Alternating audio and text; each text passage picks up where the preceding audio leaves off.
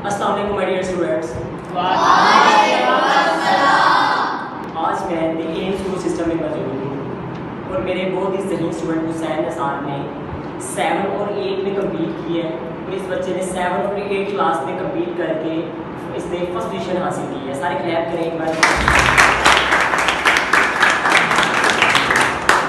जी हुसैन को हम प्राइज़ देते हैं फर्स्ट प्राइज़ का। क्लैप करें एक बार और।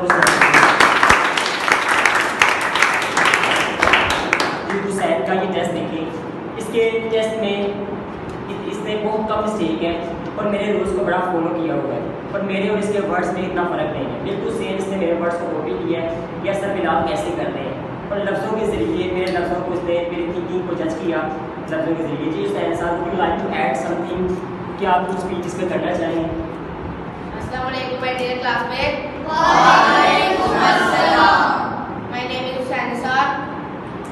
My school name is the AIM School System. I am proud of Sir Bilal Ijaz. I would like to share some important point. Let's start. इस कलम के बारे में जैसे आपने कि ये एक सब्जेक्ट है, ठीक है, ये स्किल नहीं है दोनों के लिए, इसमें ऐड करें इसको। दिखाई एक पकीदा निशा है। दिखाई एक पकीदा निशा, शाबाश, बहुत अच्छा।